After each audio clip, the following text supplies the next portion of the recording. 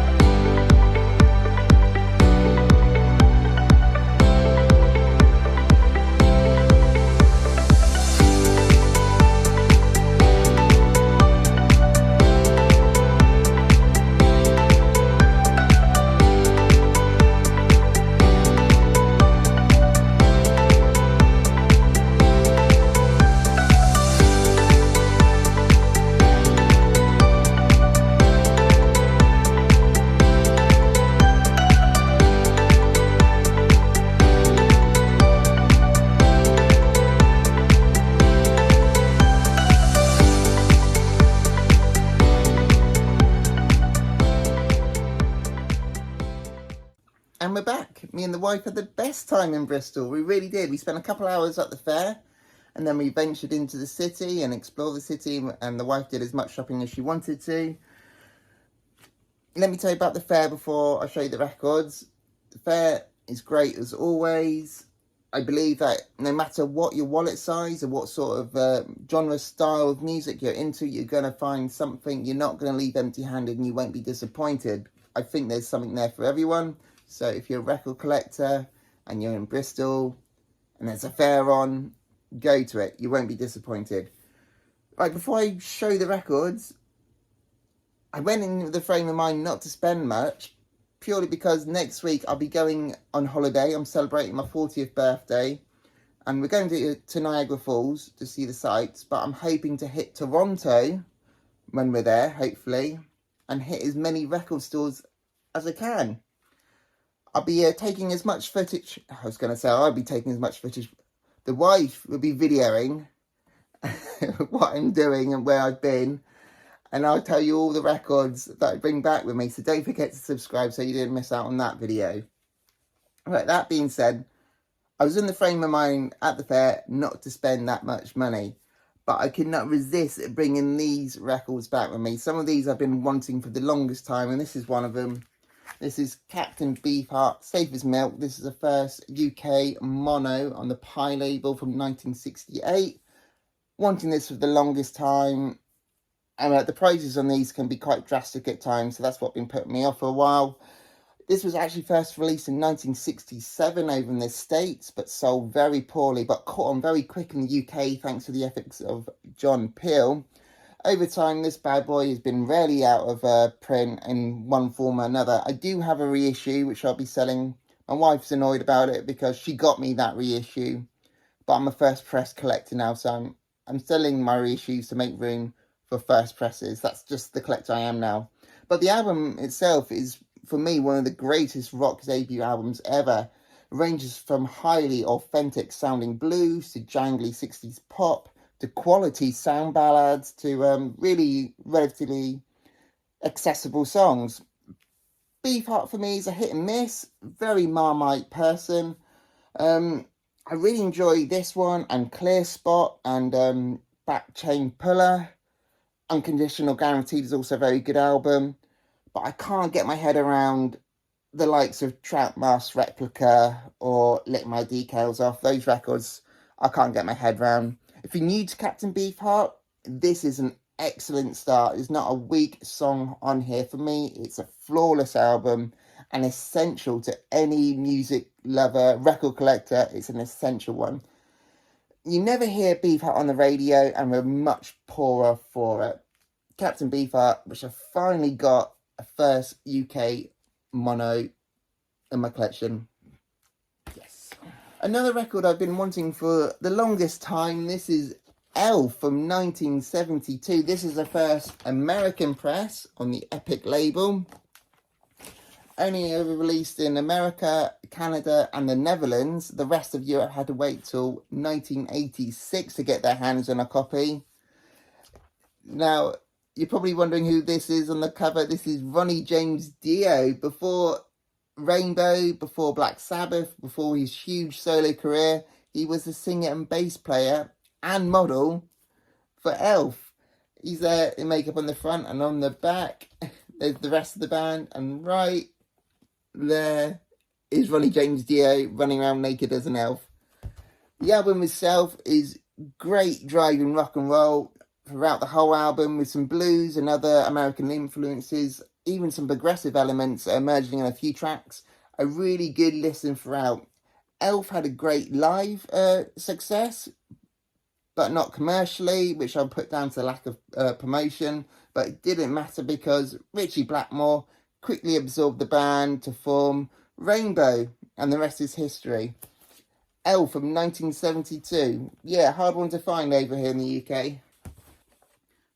So this record I'm going to show you is from a band that I've been very, very slowly collecting over the years. I put this band in a category where I want their records, but I'm not willing to pay high prices for it because they're not that rare, and I'm willing to bide my time to find a good clean copy that at a price that I'm happy to pay.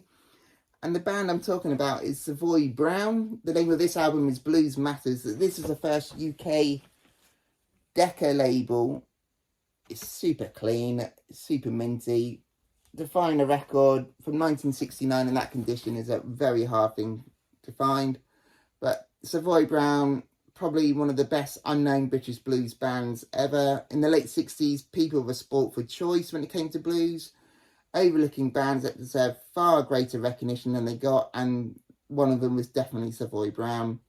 Yes, I know they were highly praised the other side of the pond, but the constant lineup changes did damage them to the British concert goers over here, but strangely never affected the States' interest in them, which is why they did so much time touring over there, and probably why American presses are a fraction of the cost compared to a UK press.